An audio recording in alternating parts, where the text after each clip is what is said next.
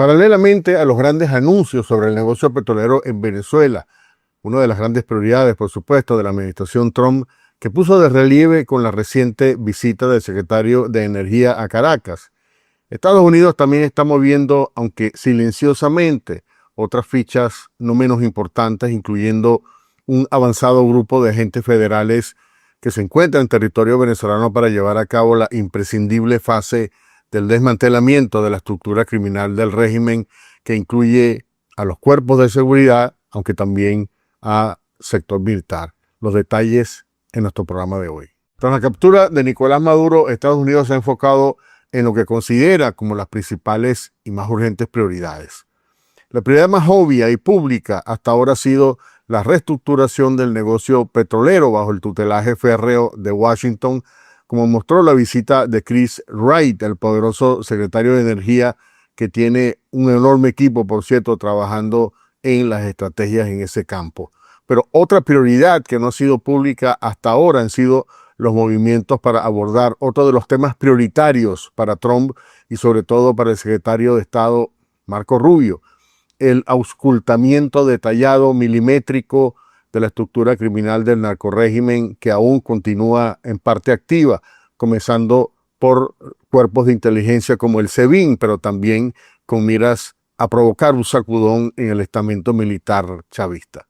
Una semana después de la operación de captura de Maduro y Cilia, la Casa Blanca ordenó el despliegue en Venezuela de un equipo del FBI para iniciar este proceso que por ahora es soterrado y sin mucha alaraca. El equipo de agentes federales se estableció en Caracas bajo protección diplomática para llevar a cabo esta tarea. Según fuentes en Washington, la misión del FBI comenzó a interactuar de entrada con el SEBIN, que es una de las fuerzas que el régimen ha empleado para la represión de opositores y también para una variedad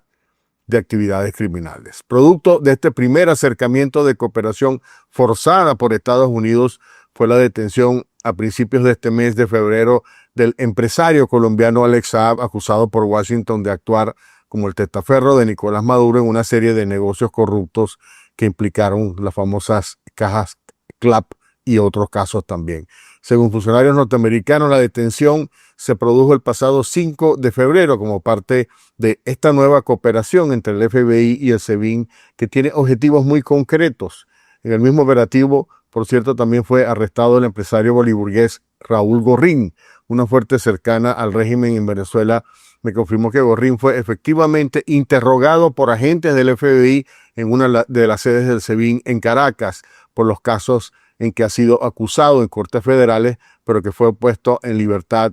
al menos por el momento, mientras se decide si puede o no ser extraditado a Estados Unidos. La Fiscalía de Miami espera la extradición de Saab de un momento a otro para enfrentar nuevas acusaciones que no están relacionadas con el perdón presidencial que Joe Biden le dio al empresario colombiano en 2023, además de los delitos que le fueron perdonados de forma condicional, pero que pudieran ser este perdón eliminado, entre ellos el pago de sobornos y el envío de unos 350 millones de dólares a cuentas fuera de Venezuela usando el sistema financiero norteamericano. Según funcionarios estadounidenses familiarizados con la operación, el FBI informó al SEBIN que arrestarían a Saab minutos antes de allanar su residencia por precaución, ya que sus homólogos venezolanos podrían alertarlo. Según me dicen las fuentes, la detención de Saab y Gorrín fue una imposición de Estados Unidos al interinato, pero el objetivo a mediano plazo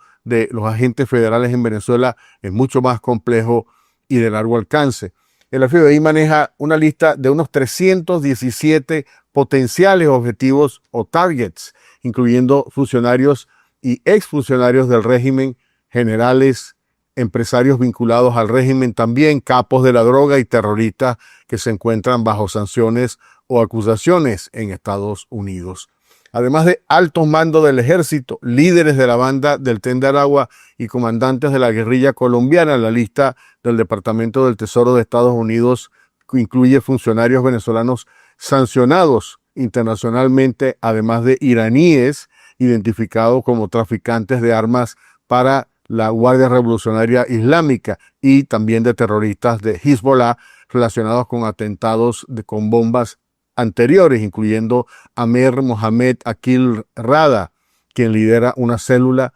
familiar que podría activarse si Estados Unidos ataca a Irán. Un problema que todavía no ha sido, por supuesto, sorteado es el tema de la prohibición de extraditar venezolanos que establece la Constitución de 1999, pero es posible que se creen mecanismos de excepción, ya que los acusados cometieron delitos violentos y desde luego violatorios de convenios internacionales firmados por Venezuela. Según una fuente que ayudó a confeccionar esta lista de 317 objetivos que está cooperando con el Departamento de Justicia sobre el tema de Venezuela, una piedra de tranca ha sido Diosdado Cabello, por supuesto, que como ministro del Interior tiene bajo su autoridad el SEBIN y el resto de los organismos represivos del narcorrégimen. Aunque no ha puesto objeciones, no puso objeciones a la detención de Alex Saab, la captura de varios de sus potenciales aliados, los aliados de Diosdado Cabello, podría generar una mayor resistencia, no solo de Diosdado, sino de su grupo, aunque según la fuente a los gringos no les importa si Diosdado coopera o no, ya que él mismo está en la lista y lo único que necesitan es la luz verde de la Casa Blanca para, como dicen en Venezuela, ponerle los ganchos. De hecho, el propio SEBIN, que coopera con el FBI, tiene al menos un exfuncionario que es fugitivo de la justicia norteamericana. Se trata del ex jefe de inteligencia económica del SEBIN, Pedro Luis Martín Olivares, acusado de distribuir decenas de kilos de cocaína a Estados Unidos, sobre quien pesa, por cierto, una recompensa de $10 millones. Martín Olivares, que está en Venezuela, fue acusado en 2020 junto a otros 2 policías,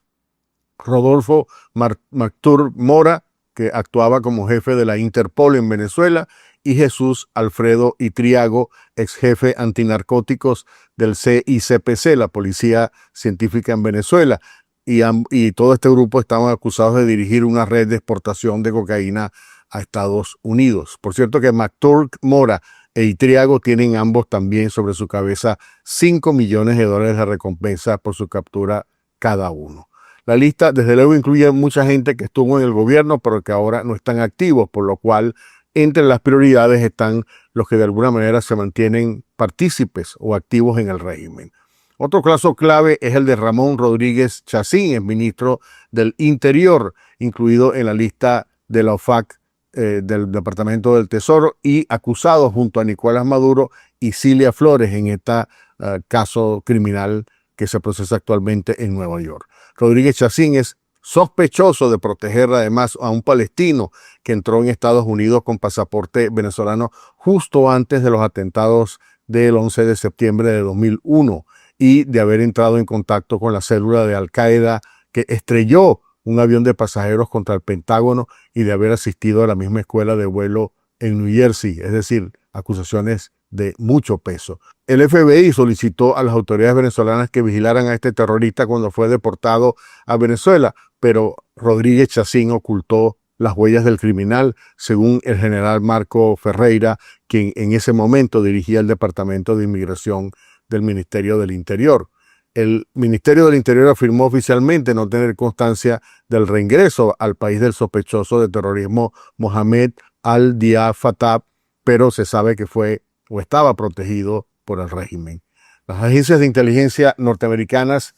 estiman que unos 10.000 miembros de Hezbollah al menos han recibido documentación venezolana y muchos podrían haber ingresado a Estados Unidos. Luego viene este tema importante que es el tema de Diosdado Cabello, que sigue siendo un target fundamental, importante, pero cuya captura podría generar un tipo de conflictividad que por ahora Estados Unidos no quiere desatar. Según la fuente que está asesorando el Departamento de Justicia en el tema venezolano, Diosdado fue originalmente un objetivo de las fuerzas especiales durante la Operación Resolución Absoluta, que produjo la captura de Maduro y Cilia, pero no fue localizado en la primera hora de la incursión y el gobierno norteamericano decidió por el momento concentrarse solamente en Maduro y Cilia. La fuente precisó que Trump canceló la búsqueda de Diosdado cuando Delcy Rodríguez prometió horas después cooperar con Estados Unidos al asumir la presidencia interina, pero la cooperación, por supuesto, no implica que Washington no pueda activar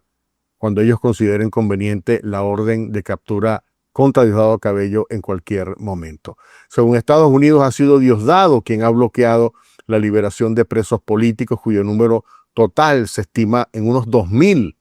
El secretario de Estado de Estados Unidos, Marco Rubio, tuvo que llamar insistentemente, de acuerdo a las fuentes, a Delcy Rodríguez para que presentara la ley de amnistía que ha logrado liberar algunos cientos de personas en los últimos días, pero que está complicando los escenarios por las limitaciones que le están imponiendo. Otro tema crucial son las relaciones del régimen con países considerados enemigos por Estados Unidos. Según fuentes, el director de la CIA, John Ratcliffe, solicitó a Delcy Rodríguez durante la reciente reunión en Caracas que cerrara la embajada iraní en Caracas y redujera la presencia cubana, rusa y china en Venezuela, mientras Estados Unidos reabre su embajada, cuya nueva encargada de negocios, Laura Dogu, está asumiendo con mano de hierro, por cierto,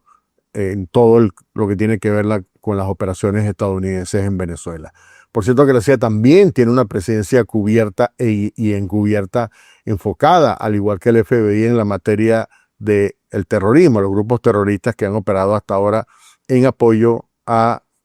con apoyo del régimen en Venezuela. Finalmente está el tema militar, que Estados Unidos tiene entre ceja y ceja por las implicaciones para la etapa de estabilización. Según la fuente del Pentágono, Estados Unidos podría estar ya presionando a Delcy para que permita el ingreso del llamado séptimo grupo especial del ejército norteamericano, que ha estado realizando misiones discretas de asesoramiento y entrenamiento militar en toda América Latina durante décadas para reemplazar a los asesores militares cubanos, rusos e iraníes que supuestamente